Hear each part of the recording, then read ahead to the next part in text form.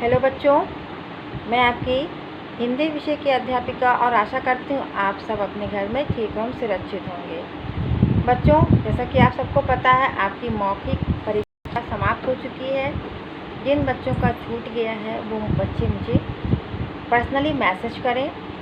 किसी कारणवश जिसका छूटा है मैं उनका ले लूँगी। ऑब्जेक्टिव पेपर तो नहीं हो पाएगा, अब वो भी आपका समाप्त हो चुका है, और जो सब्जेक्टिव पेपर है वो आपका कल से शुरू होगा।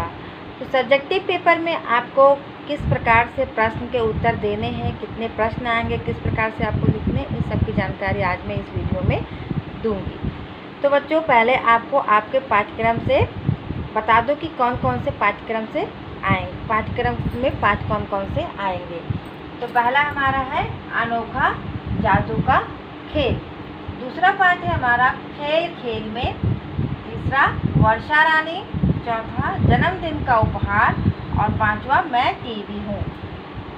इन्हीं पाठों में से आपका सब्जेक्टिव यानी विषयगत परीक्षा में भी आएगा। सब्जेक्टिव को हिंदी में कहते हैं विषयगत परीक्षा, ठीक है।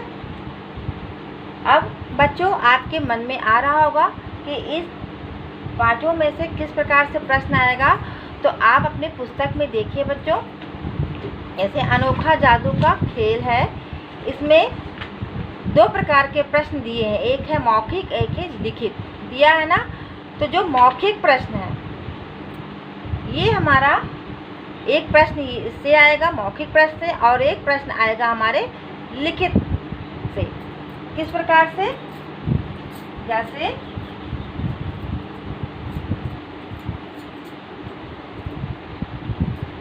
मौखिक को नाम दिया गया है लघु उत्तरीय प्रश्न, लघु उत्तरीय प्रश्न।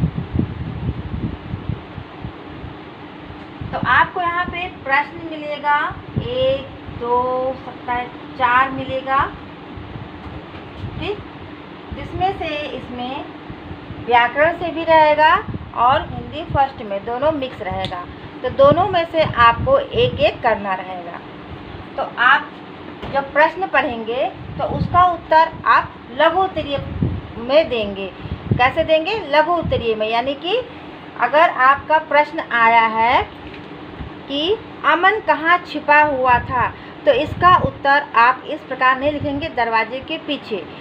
आपको पूरा उसका उत्तर लिखना है 10 से 20 शब्दों में कि अमन दरवाजे के पीछे छिपा हुआ था। पूरा प्रश्न को लेके फिर उत्तर लिखेंगे, तभी आपको पूरा नंबर मिलेगा। एक शब्द में उत्तर नहीं देना है, वरना आपका नंबर कट कर दिया जाएगा।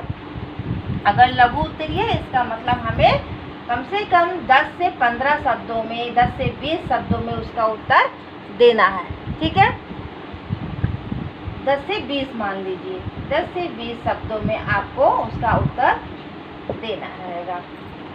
और आपके प्रश्न में दिया रहेगा कि आपको कितने प्रश्न करने हैं, 2 प्रश्न करने हैं या 3 प्रश्न करने हैं या 4 प्रश्न करने हैं। तो आपको ऊपर ऑप्शन में दिया रहेगा, जितने आपको लिखे रहेंगे कि 2 करना है, 3 करना, उसी हिसाब से आपको केवल 2 ही करना है। जो आपको बिल्कुल अच्छे तरीके से पूरा आता रहेगा वो करिएगा। दूसरी चीज़, हिंदी फर्स्ट से और हिंदी ग्रामर से, यानी कि रेसिटेशन जो आप सुनहरी धूप से एक प्रश्न उठाएंगे और एक प्रश्न व्याकरण से भी आपको उठाना है, ठीक। ये नहीं कि केवल हिंदी रेसिटेशन से ही आपको एक प्रश्न करना है, नहीं, एक प्रश्न उससे करना है और एक प्रश्न व्याकरण से करना है, ठीक है। तो दोनों को ध्यान में रखते हुए करिएगा। उसके बाद आएगा दूसरा जो ऑप्शन है हमारा दीर्घ उत्तरीय प्रश्न। क्या है? दीर्घ उत्तरीय प्रश्न। अब दीर्घ उत्तरीय में क्या होता है?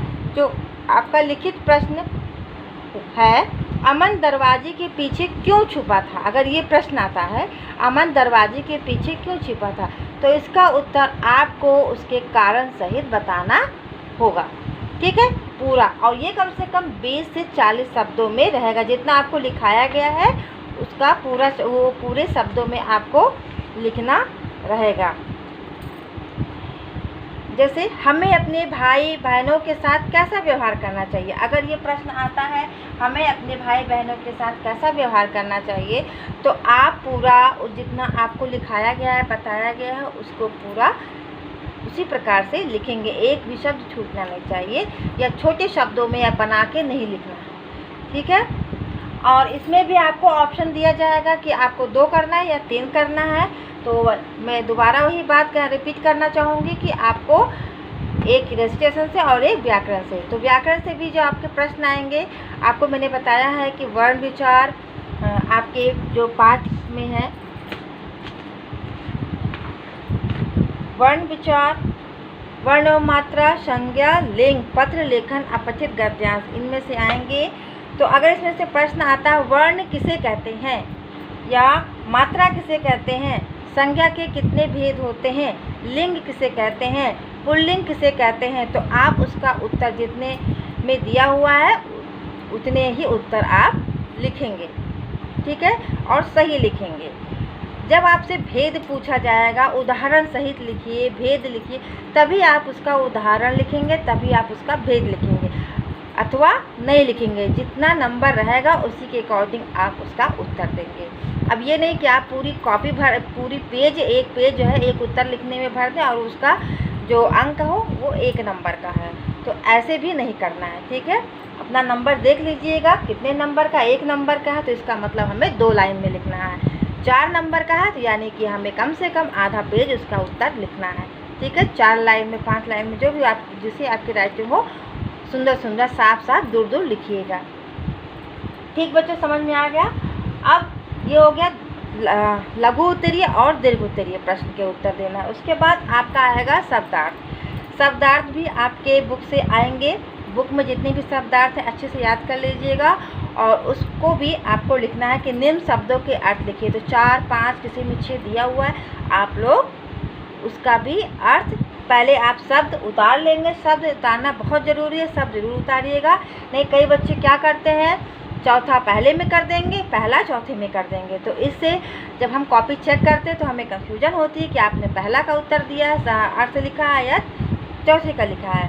तो इस बात का विशेष ध्यान रखिएगा कि जब भी शब्दार्थ लिखिएगा तो शब्द, अब तो आप घर पे हैं तो आपके पास टाइम है, तो आप शब्द अर्थ पूरा शब्द लिखेंगे, उसके बराबर में जो उसका अर्थ होगा उसके सामने लिखेंगे। इतनी बात समझ में आ गई बच्चों। अब आते हैं, आगे बढ़ते हैं। आगे इसके बाद आपका क्या आएगा, खाली जगह नहीं आएगा। आपको खाली जगह, सही गलत, बहुविकल्पी, ये सब कुछ नहीं आएगा। प्रश्न उत्तर आ गया।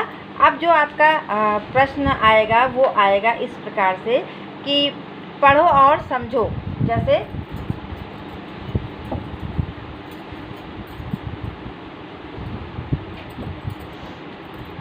रानी लिखा है और रानी का आपको वर्ण विच्छेद करना है, तो इसे आपको स्वयं करना है।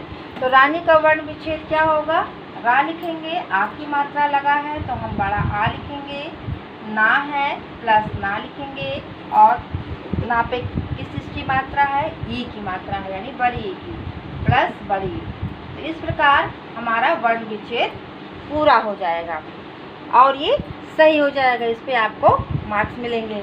तो इस प्रकार वर्ण विच्छेद भी आपको देखना है। दूसरा आपको देखना है विशेषण।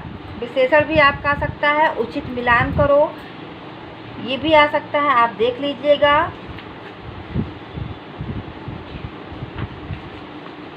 मैं टीवी हूँ का शब्दार्थ जरूर याद कर लीजिएगा। और इस प्रकार भी आ सकता है कि वर्णों को जोड़कर शब्द बनाओ। लिखा रहेगा क आ माँ, माँ आ, माँ आ प्लस ई। अब ये क्या लिखा है, ये आपको देखना है। इनको वर्ण विच्छेद यहाँ पे इसको जोड़ना है। तो हम किस प्रकार जोड़ेंगे, पहले हम लिखेंगे माँ, फिर आ है तो ये लग गया, हमने हलन हटा दिया, फिर है माँ तो हमने फिर आधा माँ लिखा, फिर माँ है तो हम फिर माँ लिखेंगे, है ना। और इस बार जो ये हमने माँ लिखा है ये पूरा माँ रहेगा, तो यहाँ पे हम हलंत हटा देंगे, फिर हम लगाएंगे बड़ी की मात्रा। तो क्या हो गया, ये मम्मी। क्या हो गया, यहाँ पे आ भी रहेगा, ठीक है। क्या होगा, मम्मी। तो इस प्रकार आपको वर्ण विच्छेद जोड़ना भी रहेगा और वर्ण विच्छेद करने को भी आ सकता है। तो दोनों बातों को ध्यान में रख के पुस्तक का अभ्यास करिएगा। तो बच्चों, समझ में आया आपको किस प्रकार करना है। हिंदी व्याकरण से संबंधित आपको हम बता दें कि इसमें भी आपका प्रश्न उत्तर आएगा। जैसे वर्ण से आप क्या समझते हैं, अयोगवाह किसे कहते हैं, संयुक्त व्यंजन किसे कहते हैं। तो हमने आपको सब पढ़ाया हुआ है कि वर्ण से आप क्या आप समझते हैं, संयुक्त व्यंजन किसे कहते हैं। तो संयुक्त व्यंजन दो व्यंजनों के योग से बने व्यंजन को संयुक्त व्यंजन कहते हैं। और संयुक्त व्यंजनों की कुल संख्या कितनी होती है, 4। कौन कौन से, छ, त्र, ज्ञ और श्र होती है, ठीक। इसको आपको हम कई बार पढ़ा चुके हैं। शब्द और वाक्य तो आपका चैप्टर में इस बार नहीं है। उसके बाद है संज्ञा। संज्ञा किसे कहते हैं, ये आप याद कर लीजिएगा। किसी नाम, वस्तु, स्थान आदि का बोध कराने वाले को क्या कहते हैं, संज्ञा कहते हैं। और इसमें आपका अगर प्रश्न कुछ आ सकता है तो इसमें से आएगा, अगर आपका तो इस प्रकार आएगा कि निम्नलिखित शब्दों के संज्ञा के भेद बताइए। जैसे लिखा रहेगा राष्ट्रपति भवन या चित्रकार, लिखा रहेगा चित्रकार। अब आपको संज्ञा का भेद बताना है। ये जो चित्रकार शब्द है वो किस संज्ञा के अंतर्गत आता है, तो ये आता है हमारा जातिवाचक। इसमें आता है जातिवाचक संज्ञा में आएगा। तो आपको यहाँ पे राइट करना है कॉपी में, पूरा प्रश्नों के साथ ही उत्तर लिखिएगा, ठीक है। आगे बढ़ते हैं बच्चों। आगे जो आपका प्रश्न और किस प्रकार से बन के आएगा ये भी बताते चलें आपको। जैसे निम्नलिखित के लिंग बदलकर लिखिए। अब लिंग बदलकर लिखना है, जैसे लिखा है सेविका, तो इसका आपको लिंग बदलना है। तो लिंग सेविका का क्या होगा, सेवक। तो आप सेविका लिखेंगे, उसके बाद उसके सामने सेवक लिखेंगे। और प्रश्न नंबर कौन सा है जरूर लिखेंगे, उत्तर नंबर 4 है या उत्तर नंबर 3 है, ये जरूर लिखिएगा। यानी कि क्वेश्चन नंबर कौन सा है, ये बहुत ज़रूरी है। अगर आप ये रॉन्ग लिखे रहेंगे तो आपके मार्क्स कट हो जाएंगे, ठीक है। अगर ये सही रहेगा तभी आपका नंबर मिलेगा। दूसरी चीज़, आपको प्रश्नों को पूरा लिख के तब उत्तर लिखना है, ठीक। केवल आपको दीर्घ उत्तरीय प्रश्न, लघु उत्तरीय प्रश्न नहीं लिखने हैं। बाकी जितने भी आपके प्रश्न पत्र में प्रश्न आएंगे उनको उनके सामने ही उसका उत्तर लिखना है। फिर है जैसे नेता। नेता का पुल्लिंग, नेता पुल्लिंग है, नेता का स्त्रीलिंग क्या हो जाएगा, नेत्री, है ना।